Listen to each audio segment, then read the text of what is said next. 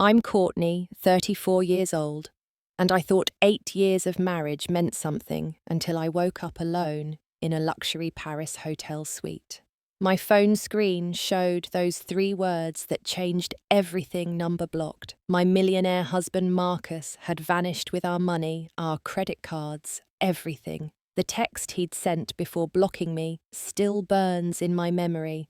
Stay in France for a while, having real fun without you. I was stranded with nothing. Before I continue this story, tell me where you're watching from today. Hit that like button if you've ever been betrayed, and subscribe because what happened next changed everything about who I thought I was, and you won't believe how I turned his cruel game into my greatest victory. When I first met Marcus 8 years ago at that charity gala in Manhattan, I was 26 and full of dreams. He stood there in his tailored Tom Ford suit, champagne flute in hand, talking about his tech company's latest acquisition. The way he looked at me across that crowded ballroom made me feel like I was the only woman in New York City. He pursued me with the same intensity he pursued his business deals, sending flowers to my cramped Brooklyn apartment every day for a month, each bouquet more extravagant than the last. Our wedding at his family's Hamptons estate was something out of a magazine. 400 guests, a string quartet, lobster flown in from Maine. His mother, Patricia, kissed my cheek and whispered how grateful she was that Marcus had finally found someone who could ground him. I wore my grandmother's pearl necklace, the only valuable thing my family had, and Marcus promised he'd buy me 100 more. During our vows, he said I was his partner in everything, that what was his was mine, that we'd build an empire together. Those first years felt like living in a dream I never wanted to wake from. Marcus would come home from his office on Wall Street with surprises weekend trips to Napa, spontaneous flights to Miami just because I mentioned wanting sunshine. He'd sit at our marble kitchen island while I cooked, telling me about his expansion plans, how we'd have houses in 5 countries by the time we were 40. When I showed him my interior design sketches, ideas I'd been developing since art school, he'd kiss my forehead and call them adorable. The shift happened so gradually, I didn't notice the cage being built around me. First, it was him suggesting we combine our bank accounts to make household management easier. Made perfect sense, we were married after all. Then it was him handling all our investments because the financial world was so complex, and he didn't want me to stress about it. When I mentioned starting my own design studio, he laughed, not cruelly, but like I'd suggested something impossibly cute, like a child saying they wanted to be an astronaut. My design studio dreams became dinner party conversation, something Marcus would mention to his colleagues' wives as his little artist wife's hobby. The credit cards in my wallet still had my name on them, but I discovered they were all subsidiary cards under his accounts. He'd review the statements each month, questioning purchases, over $50, not angry, just disappointed if I hadn't consulted him first. My friends started calling less after Marcus would answer my phone, telling them I was busy with household projects. 6 months ago, he came home with champagne and news that would change everything. His company was expanding into European markets, starting with France. He spun me around our living room, describing how we'd spend a month in Paris, while he set up the new office. This was our chance, he said, to reconnect away from New York's pressure. I could study French interior design, visit all the museums I'd dreamed about since college. We'd stay at the Four Seasons George V, the hotel where his business heroes always stayed. I spent weeks preparing for our trip, studying French on my phone app, researching design showrooms in the Marais, booking appointments at fabric suppliers I'd only seen in magazines. Marcus insisted I pack my best evening gowns, the ones he'd bought me for his company galas. He watched me fold each dress into tissue paper, smiling like he knew a secret I didn't. At the airport, he upgraded us to first class without blinking, ordering champagne before we'd even taken off. Paris welcomed us with perfect April weather cherry blossoms floating past our suite windows. Those first 3 days felt like our honeymoon all over again.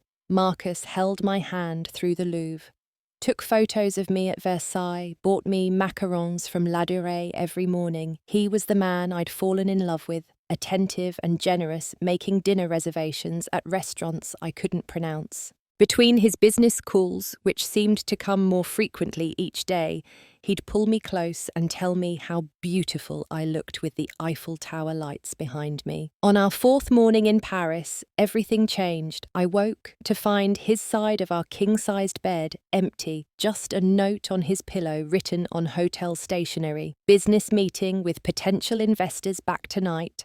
Order whatever you want from room service. The casual tone didn't alarm me. This was why we were here after all, for his European expansion. I spent the day visiting the Musée des Arts Décoratifs, taking hundreds of photos for inspiration, buying French design books with my credit card. That evening I ordered coq au vin from room service, opened a bottle of Bordeaux and waited. Midnight came with no Marcus.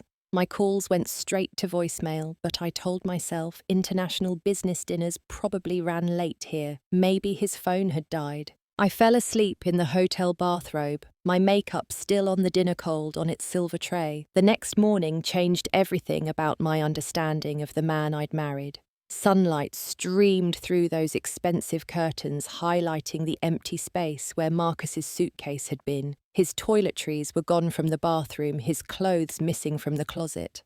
My hands shook as I called his number again. This time, instead of voicemail, I got an automated message that made my blood turn cold. The number you're calling has blocked your calls. I refreshed my phone, thinking it was a mistake, some international calling error. But then the text came through, sent before he'd blocked me, sitting there like a poison dart in my messages. The laughing emojis from his college buddies made it worse. "Stay in France for a while," Marcus had written, "having real fun without you." Jake, his best friend from Harvard, had added crying, laughing faces. Tom wrote savage bro, and Luis just put flame emojis. Like my abandonment was something to celebrate. With trembling fingers, I opened Instagram, and there they were. The four of them on a yacht in Monaco, champagne bottles and models in bikinis. Marcus had his arm around a blonde woman who couldn't have been older than 22. The caption read, "Finally living life without chains." The comments from his friends were all variations of "about time" and "freedom looks good on you." Every mutual friend we had was liking the posts, seeing my humiliation in real time. I stumbled to my laptop, trying to access our joint bank accounts, only to find my login credentials no longer worked. The investment accounts, the savings, even the checking account I used for groceries, all showed access denied when I tried to sign in. My credit cards, those pieces of plastic with my name on them, declined one after another when I tested them on the hotel's website. The only money I could touch was €300 in my wallet cash I'd gotten at the airport for tips. The hotel phone rang, and for a moment I thought it was Marcus calling to say this was all a terrible joke. Instead, the manager's voice, professionally concerned, informed me that Mr. Blackwood had modified the reservation that morning. The room was now only paid through tonight, and they'd need a valid credit card to extend the stay. My voice cracked as I promised to resolve it immediately, though we both knew I was lying. I called James Marcus's business partner, the man who'd been at our wedding, whose daughter I'd helped with her college essays. His secretary put me on hold for 10 minutes before he finally took the call. "Courtney," he said, his voice distant and corporate. "I really can't get involved in personal matters between you and Marcus." He hung up before I could beg. My calls to Marcus's parents went unanswered, until finally Patricia, my mother-in-law, picked up on the 15th ring. "Maybe this will teach you some gratitude," she said, her Connecticut accent sharp as winter ice. "Marcus works so hard, and you've never appreciated what he's given you." The line went dead. The woman who'd called me daughter at Christmas dinner had just told me I deserved to be abandoned in a foreign country. I sat on that luxurious bed, still in yesterday's clothes, the Eiffel Tower mocking me through the window, Room service knocked to collect the tray from last night's uneaten dinner, and I had to pretend everything was fine while my world collapsed. My return ticket wasn't for 2 more weeks, and even if I could get to the airport, I had no money to change the flight. My passport was in the room's safe. At least Marcus hadn't taken that, but it might as well have been on the moon for all the good it did me. My friends back in New York weren't answering their phones either. Later, I'd learn Marcus had called them all telling them I was having a breakdown, that I needed space to find myself in Paris, that they should give me time before reaching out. He'd painted himself as the concerned husband while literally abandoning me. The manipulation was so complete, so carefully orchestrated, that I finally understood this wasn't spontaneous. He'd planned every detail of my humiliation, 24 hours. That's what the hotel gave me to figure out payment before they'd lock me out of the room. I packed my designer clothes into the Louis Vuitton luggage Marcus had gifted me for our 5th anniversary, each piece a reminder of the life I thought I had. The front desk held my bags like collateral, their sympathy barely hidden behind professional smiles. I heard one clerk whisper to another in French, thinking I wouldn't understand, another trophy wife discarded. The hotel concierge who saved me was named Sophie, a woman in her 50s with kind eyes and silver hair pulled back in a perfect chignon. She'd watched the whole drama unfold, seen me go from Marcus Blackwood's pampered wife to abandoned woman in 48 hours. While the manager discussed calling security, Sophie pulled me aside and spoke in hushed English with a thick Parisian accent. "My cousin owns a small hotel in the Marais," she said, pressing a business card into my palm. "It's not the Four Seasons, but he needs help, and you need a room. Tell him Sophie sent you." The address she'd written led me through narrow streets to a 3-star hotel that had seen better decades. The owner, Philippe, looked me up and down, taking in my designer dress and desperate eyes. Sophie had called ahead. He offered me a deal that felt like charity, but was my only option. Clean rooms in exchange for a small room in the staff quarters. That first night in the servants' quarters, I lay on a twin bed that creaked with every breath, staring at water stains on the ceiling. My hands, which had never done harder work than arranging flowers, were already raw from industrial bleach. The other staff members, mostly immigrants from Eastern Europe and North Africa, shared their dinners with me, teaching me survival French between courses of food I couldn't identify but ate gratefully. I scrubbed bathrooms where I'd once dreamed of selecting marble patterns. I changed sheets on beds smaller than my former closet. My back ached constantly, and my designer clothes hung useless in a shared wardrobe while I wore the same 2 uniforms every day. The iPhone I'd barely looked at before became my lifeline, though most of what came through made everything worse. Marcus would unblock me periodically just to twist the knife deeper. Photos from Ibiza private jets to London casino chips in Monte Carlo. His messages were calculated cruelty. "Hope you're enjoying authentic France," he wrote, under a photo of him with 3 models at a club. "Living my best life, thanks for understanding," attached to a video of him popping champagne on a yacht. Then he'd block me again before I could respond, leaving me screaming at a screen that didn't care. His friends joined the torture, tagging me in Instagram stories I couldn't fully see but caught glimpses of through mutual acquaintances. "Where's Courtney?" became a running joke. Marcus would reply publicly, "She wanted to find herself in Paris. Isn't that what all artists do?" The laughing emojis under his comments came from people who'd eaten at our table, who'd called themselves our friends. The narrative was set. I was the unstable wife who'd had a breakdown, and Marcus was the successful husband giving me space to heal. 3 weeks into my new reality, my body had adapted to the physical work, but my mind still couldn't process how completely I'd been erased from my own life. I'd sneak looks at my reflection in the hotel's mirrors, hardly recognizing the woman in the cheap uniform with shadows under her eyes. During my breaks, I'd sketch on napkins, redesigning the tired hotel lobby, imagining what I could do with even €1,000 and some vision. One afternoon, I was cleaning the suite of a guest who'd complained about the room's dated decor when I heard a voice behind me. "You're not really a maid, are you?" The woman speaking was elegant in that effortless French way, probably 70, with perfectly styled white hair and a Chanel suit that cost more than I'd make in a year of cleaning. I turned to find her studying my sketches, the ones I'd left on the desk while changing her linens. Madame Dubois, as she introduced herself, was more than just wealthy. She was one of Paris's most renowned interior designers, with projects from Dubai to New York. She picked up my napkin sketches like they were precious documents, examining each line and annotation. "You have an eye," she said in accented English but no spine. "Why do you clean when you can create?"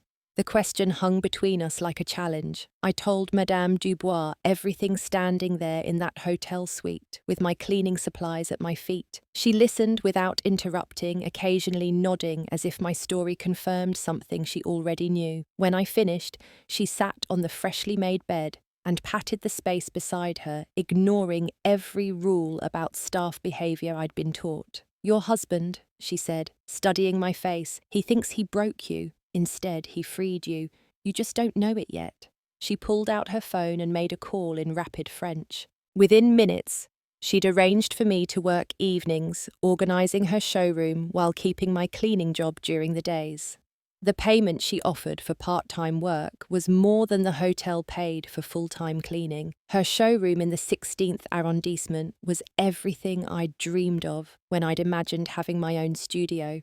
Fabric samples from Milan, furniture pieces from Danish designers, architectural salvage from chateaux being renovated. She taught me the French luxury market, like a masterclass, introducing me to suppliers who only worked with established designers, showing me how to negotiate in a world where everything had three prices: the tourist price, the local price, and the insider price. "You Americans," she said one evening as we catalogued a shipment of handmade tiles, "you think money is power. But taste, vision, the ability to create beauty from nothing, that's real power. Your husband has money. You have something far more valuable." She pulled out a portfolio of my sketches she'd been collecting, the ones I'd drawn on breaks, and spread them across her antique desk. The small hotel where I worked and lived became my first real project. Philippe, the owner, had been watching me sketch renovation plans during every break. When Madame Dubois vouched for me, he made an offer that seemed impossible.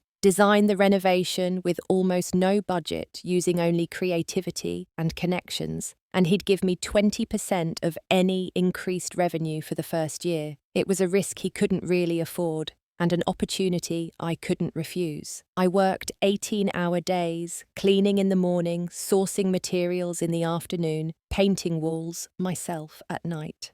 The other staff members became my installation crew, helping me move furniture after their shifts ended. We transformed that tired lobby using paint techniques I learned from YouTube Furniture, rescued from estate sales and fabric remnants from Madame Dubois's showroom. The breakfast room became an Instagram dream, with plants propagated from cuttings and vintage mirrors that multiplied the natural light. 6 weeks into my transformation, both personal and professional, I posted before and after photos on my old Instagram account, the one I'd barely used during my marriage. The algorithm, hungry for transformation content, pushed it to thousands of feeds.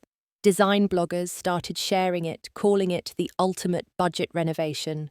Inquiries poured in from boutique hotels across Europe, all wanting to know who was behind the Phoenix project, the name I'd given my work. Madame Dubois's lawyer friend, a woman who specialized in international family law, reviewed my situation over wine one evening. She pulled up French legal codes on her tablet, showing me statutes I didn't know existed. In France, abandoning a spouse without resources was a criminal offense. Financial abuse was taken seriously here in ways it wasn't in America. We began building a case, documenting everything Marcus had done, every blocked account, every taunting message he'd sent. Through the lawyer's investigator, we discovered the truth about Marcus's supposed European expansion. There was no new office, no international investors. The trip had been funded by embezzling from his own company, taking investor money meant for development, and spending it on his fantasy of single life. The gambling debts he'd accumulated in Monaco alone were more than most people's annual salaries.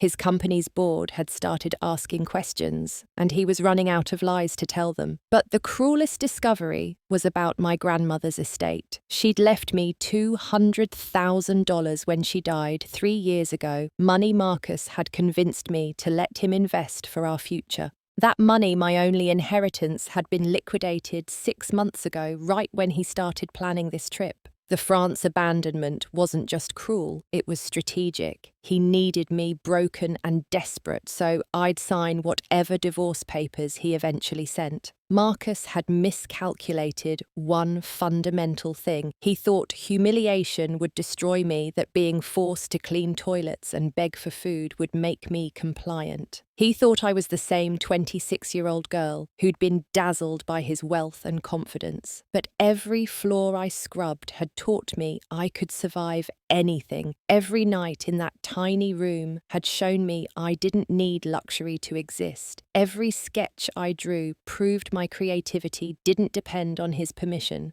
Madame Dubois introduced me to investors at a dinner party in her Saint-Germain apartment. These weren't just wealthy people, they were individuals who understood design, who valued creativity over conformity. By the end of the evening, I had handshake agreements for 3 hotel renovations and 1 restaurant redesign. The contracts, when formalized, would pay me more than Marcus had ever allowed me to dream of earning. Phoenix Interiors was officially registered as a French business entity 2 months after Marcus had abandoned me. The name wasn't subtle, but it didn't need to be. Rising from ashes was exactly what I was doing. My first major client, a boutique hotel chain with 5 properties across Europe, signed a €2 million contract. The girl who'd begged for €300 now had a business account with 6 figures. I hired young designers who'd been rejected by traditional firms for being too bold, too different. Our studio was a converted warehouse space that Madame Dubois helped me negotiate, paying a quarter of market rate because the owner believed in second chances. We worked on sawhorses and salvaged tables, but our ideas were worth millions. Each project we completed generated 3 more inquiries. The design world, always hungry for the next story, embraced the narrative of the abandoned wife who built an empire. 3 months and 17 days after Marcus left me stranded, I booked my flight home. First class on Air France, paid for, with my own credit card from my own business account. The boutique I'd once window shopped in Saint-Honoré now knew me by name, and I'd rebuilt my wardrobe with clothes that I chose, not costumes Marcus had selected for me to wear. My French lawyer had prepared everything, working with a New York firm that specialized in high net worth divorces. The investigation into Marcus's embezzlement had progressed faster than expected. The FBI had gotten involved when they discovered he'd moved money across state lines and internationally. His assets were frozen by court order, his passport confiscated. The man who'd traveled the world to humiliate me was now trapped in Manhattan, wearing an ankle monitor that tracked his every movement. The irony wasn't lost on anyone who knew our story. His parents, Patricia and William Blackwood, had hired the best lawyers money could buy, but even they couldn't spin the evidence. Marcus had stolen from his investors, defrauded his business partners, and committed financial abuse across international borders. The prenuptial agreement he'd insisted I sign, the one meant to protect his wealth, now protected mine. Since Phoenix Interiors was established after our separation and funded entirely without marital assets, he couldn't touch a cent. I landed at JFK on a Thursday morning, the same day of the week he'd abandoned me. My lawyer, Catherine Chen, met me at arrivals with a smile that promised vindication. She'd arranged for movers to pack Marcus's belongings from our penthouse, now legally mine since it had been purchased with my grandmother's money, a detail Marcus had forgotten when forging my signature on the papers. He'd been living there alone since returning from Europe, but a court order gave him 48 hours to vacate. The confrontation I'd imagined so many times happened in what used to be our living room. Marcus stood among boxes of his possessions, his face gaunt from stress, his designer clothes hanging loose on a frame that had lost its gym-perfected physique. When he saw me, his eyes went through a series of calculations, trying to decide which manipulation might still work. "You can't leave me," he said, his voice missing its usual commanding tone. "I made you. Everything you have is because of me." The words might have hurt 3 months ago, back when I still believed his version of our story. Now they just sounded pathetic, the last gasps of a drowning man who didn't realize the water was his own doing. My response came out calmer than I'd practiced. "You didn't make me Marcus. You tried to break me. There's a significant difference." I handed him the divorce papers myself, wanting to see his face when he read the terms. Full financial disclosure of all hidden assets, repayment of my inheritance with interest, and a settlement that reflected the criminal charges he was facing. His signature would be an admission of guilt that would help the prosecutors. The security footage I'd obtained through my lawyer showed him entering my grandmother's safe deposit box with a key he'd stolen from my jewellery box. The jewellery she'd left me pieces that had been in our family for generations he'd sold to fund his gambling. Each piece was documented, photographed, and now evidence in both our divorce and his criminal trial. His parents, sitting in their Hamptons estate, called my lawyer begging for mercy. Their son had destroyed their family name and fortune. Patricia Blackwood, the woman who'd told me to be grateful while I was abandoned, came to my new office in person. Phoenix Interiors had taken over 2 floors of a building in Tribeca with views of the Hudson and a client list that read like Architectural Digest's masthead. She sat in my reception area for 3 hours before I agreed to see her, her Hermes bag, worth more than most annual salaries, clutched in her lap like armor. "Please," she said, actual tears ruining her perfect makeup, "don't let them send him to prison. He's still my son." I looked at this woman who'd raised a man who thought women were property, who'd enabled his cruelty by calling it ambition. My answer was simple. He's going to prison because of what he did, not because of what I'm doing. I'm just refusing to lie to save him anymore. The trial moved quickly once Marcus realized his former friends were testifying against him to save themselves. Jake, Tom, and Luis had all been involved in various schemes, but they were small fish compared to Marcus. They took plea deals that required full cooperation. Their testimony painted a picture of a man who'd been planning to leave me for over a year, who'd laughed about how stupid I was to trust him, who'd called me his retirement plan because of my grandmother's money. Marcus was sentenced to 5 years minimum in federal prison for embezzlement, wire fraud, and tax evasion. The abandonment in France added international charges that would follow him even after his release. The moment the gavel fell, I felt something release in my chest, a weight I hadn't realized I'd been carrying. It wasn't joy or revenge, just relief that the truth had finally been acknowledged in a court of law. Phoenix Interiors was featured on the cover of 3 major design magazines the month Marcus reported to prison. The articles focused on the work, not the scandal, though everyone in the industry knew the story. My team had grown to 50 employees across offices in New York, Paris, and London. We specialized in transforming spaces that others had written off, bringing beauty to places that had been abandoned, much like I'd been. The scholarship fund I established for women recovering from financial abuse had its first graduating class. 20 women who'd been left with nothing by partners who'd controlled their finances were now certified interior designers with job placements at firms around the world. Each of them had a story like mine, but worse. Some had children to feed while rebuilding. Some had been left in poverty while their exes lived in luxury. All of them were phoenixes rising from ashes they didn't deserve to be burned by. I bought a brownstone in Brooklyn Heights with cash from a single project, a hotel renovation in Switzerland. that had become my signature work. The house had been abandoned for years, left to decay by owners who'd forgotten its value. I restored it myself, every tile and fixture chosen by my hands, every room a testament to the idea that abandoned doesn't mean worthless. The morning I moved in, I found a package on my doorstep with no return address. Inside was my grandmother's pearl necklace, the one I'd worn at my wedding, returned by someone who'd bought it from Marcus and learned its history. The healing wasn't linear or pretty. Even with professional success beyond my dreams, even with Marcus in prison and my name cleared of any association with his crimes, the trauma lived in my body like an unwelcome guest. I'd wake up at 3 a.m, heart racing, convinced I was back in that hotel room discovering his departure. Therapy helped twice a week with someone who specialized in financial abuse survivors.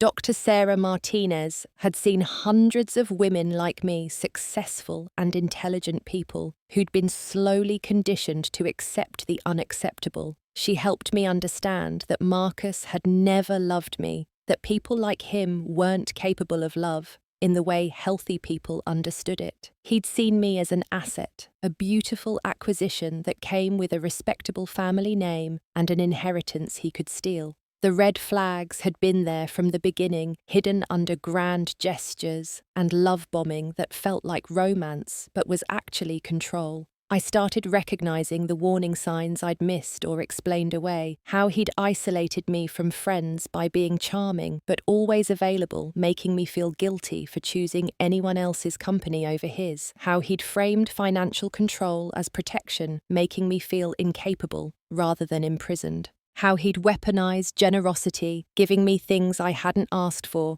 then using them as evidence of my greed when I questioned anything. Building genuine friendships with other women entrepreneurs became my salvation. We met monthly in each other's offices or homes, sharing victories and defeats without judgment. These women had built empires from nothing, survived betrayals and bankruptcies, raised children while raising capital. They didn't see my story as shameful, but as survivorship. They introduced me to their networks, recommended me for projects, and celebrated every victory like it was their own. Romance wasn't even a consideration for the first year. I needed to learn who Courtney was, without Marcus's definition, without anyone's definition but my own. I took myself on dates to museums and concerts, bought myself flowers every Friday, cooked elaborate meals for one in my restored kitchen. The relationship I was building with myself required the same attention and intention as any romance, maybe more. When attraction did stir again, it was for a completely different kind of person. The architect collaborating on our Miami hotel project was nothing like Marcus. David was quiet, where Marcus had been loud, collaborative, where Marcus had been commanding. He asked for my opinion and actually listened to the answer. He had his own success that didn't require diminishing mine, but I wasn't ready, might never be ready to give someone else that kind of power over my life again. Phoenix Interiors went public on the 3rd anniversary of my abandonment in Paris. The IPO valued the company at $200 million. I retained controlling interest. My team got stock options that made millionaires out of people who'd believed in a woman with nothing but talent and determination. The financial press called it the comeback story of the decade. I called it proof that the best revenge isn't living well, it's living authentically. The documentary Netflix produced about financial abuse featured my story prominently, though I'd initially resisted participating. But when I learned how many women were trapped because they didn't know escape was possible, I agreed to tell everything. The film showed the hotel where I'd cleaned rooms, interviewed Sophie, who'd saved me with her kindness, featured Madame Dubois, explaining how talent transcends circumstances. They even got footage of Marcus being arrested, his face a study in disbelief that consequences had finally found him. Speaking at conferences became part of my mission. I'd stand in front of hundreds of people and tell them about scrubbing toilets in Paris, about crying myself to sleep on a servant's cot, about rebuilding from absolute zero. The questions were always the same. How did you find the strength? How did you not give up? How did you forgive yourself for not seeing it sooner? My answers were always honest. Strength came from having no other choice. Not giving up was literally about survival, and forgiveness was an ongoing process I worked on every single day.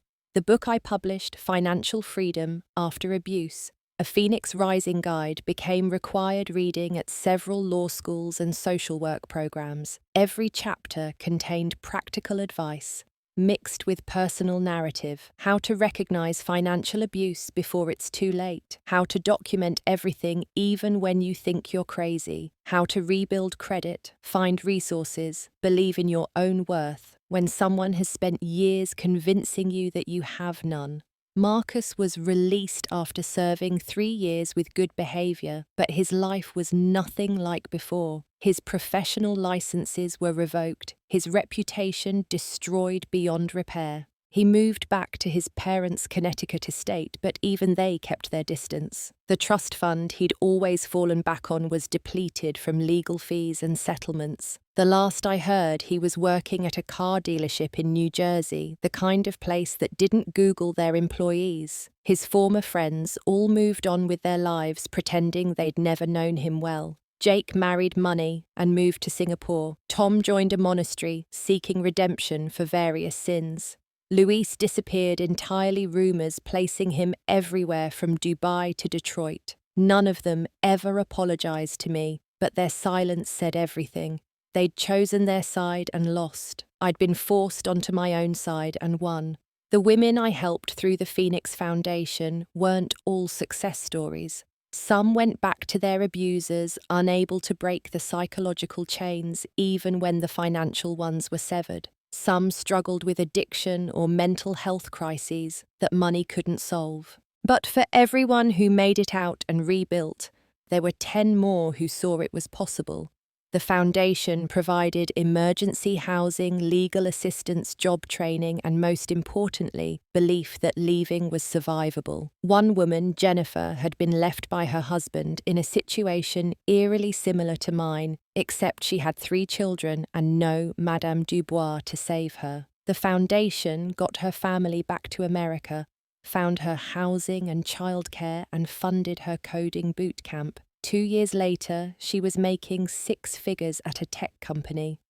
Her eldest daughter wrote me a letter saying I'd saved her mother's life. I kept that letter in my desk drawer, reading it whenever I questioned whether success meant anything. 5 years have passed since that morning in Paris, when I woke to find myself abandoned. 5 years of rebuilding, growing, becoming someone I actually recognize in the mirror. Phoenix Interiors operates in 12 countries now, with a reputation for transforming forgotten spaces into extraordinary places. My team jokes that we specialize in resurrection, bringing dead buildings back to life, but they know it's more than a business model. It's a philosophy born from my own resurrection. I bought the small hotel in the Marais, where I'd scrubbed floors, renovating it into a boutique property that celebrates its working-class history while embracing modern luxury.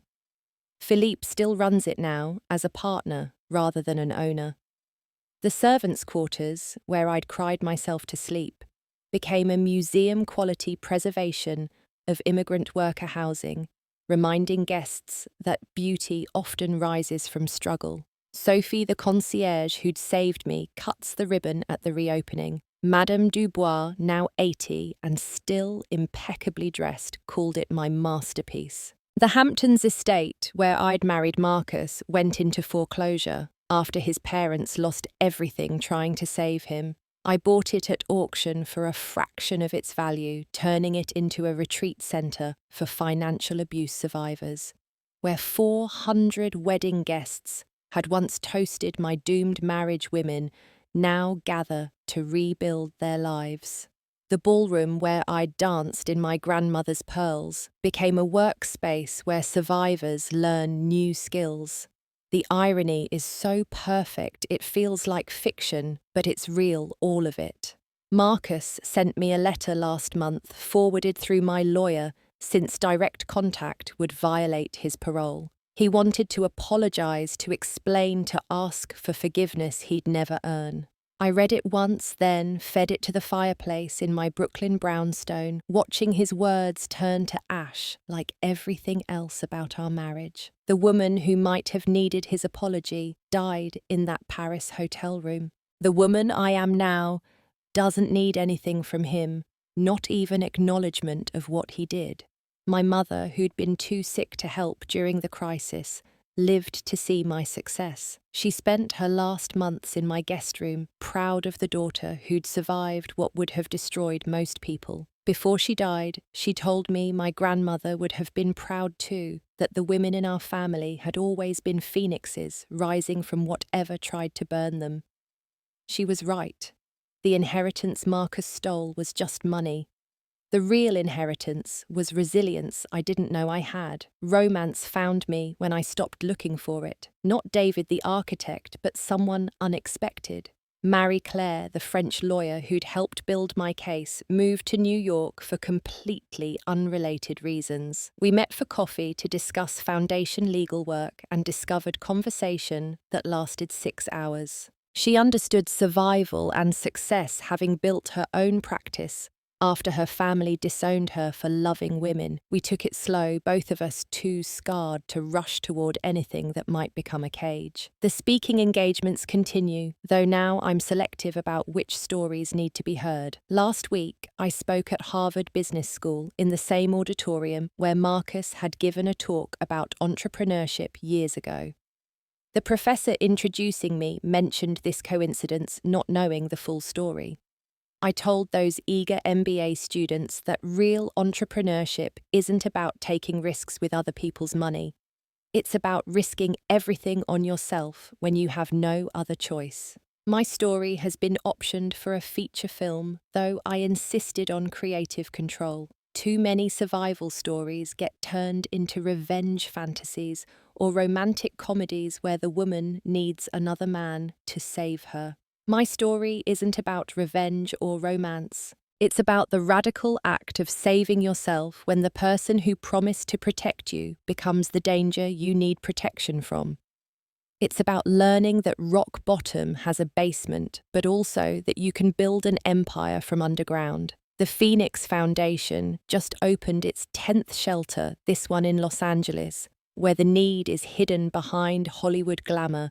Each shelter is designed with the same attention to beauty as my luxury projects. These women have been told they deserve nothing. The least we can do is give them something beautiful while they rebuild. Every room has original art donated by artists who understand that environment affects recovery. Every common space is designed to inspire possibility, not just provide necessity. Sometimes I dream about that morning in Paris, but the dreams have changed. Instead of panic and abandonment, I dream about the moment I decided to survive. Instead of Marcus's cruelty, I dream about Sophie's kindness. Instead of loss, I dream about all the women who've contacted me saying my story gave them courage to leave. The nightmares have been replaced by something more powerful than fear or anger. They've been replaced by purpose. The empire I've built isn't about money, though the money is substantial and satisfying. It's about proving that abandonment isn't the end of anyone's story. It's about showing that the person who breaks you doesn't get to define your breaking or your rebuilding. It's about demonstrating that sometimes the worst thing that happens to you becomes the foundation for the best thing you ever do. When young women ask me for advice, I tell them to build their own credit, keep their own accounts, maintain their own friendships, and never let anyone convince them that independence is selfishness. I tell them that love shouldn't require surrendering your autonomy, that partnership doesn't mean giving someone else control over your survival. I tell them that if someone shows them who they are, they should believe it the first time, not the 100th. But mostly, I tell them about a morning in Paris, when I thought my life was over, when everything I'd built my identity on was stripped away in a single cruel gesture. I tell them how that moment, the one meant to destroy me, became the moment I discovered I was indestructible. Not because I was strong, but because I chose to be. Not because I had help, though help came, but because I helped myself first. Marcus thought he left me powerless in France, but he actually left me right where I needed to be to become the woman I was always meant to become. And for that, I almost want to thank him. Almost. The truth is, I don't think about him much anymore. He's a footnote in my story, not the main chapter he believed himself to be. When I stand in my office overlooking Manhattan, when I walk through properties, I'm transforming. When I hold women who've just escaped their own abandonment, Marcus doesn't exist. He's less than a ghost. He's an absence that created space for something magnificent to grow. My story isn't unique, which is both heartbreaking and hopeful. Millions of women have been financially abused, abandoned, discarded, when they stopped being convenient. But if I could rise from those ashes, if I could build phoenix interiors from a servant's cot in Paris, if I could transform humiliation into an empire, then so can they. So can you, if you're watching this and seeing yourself in my story. I want to leave you with this truth that took me years to understand. The person who abandons you isn't taking anything away. They're revealing what was always yours to claim. Your strength, your creativity, your resilience, your power. These things can't be given or taken by anyone else. They can only be recognized or ignored. And once you recognize them, once you claim them, no one can ever take them away again. That morning in Paris, I thought I'd lost everything. I'd actually just begun to find it all. If my story resonated with you, if you've survived your own abandonment, or if you're still in survival mode, I want to hear from you in the comments. Share your own phoenix moment, the time you rose from ashes someone else created.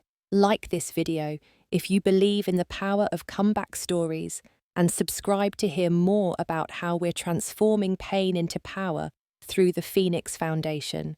Share this with anyone who needs to know that abandonment is not the end, it's a beginning in disguise.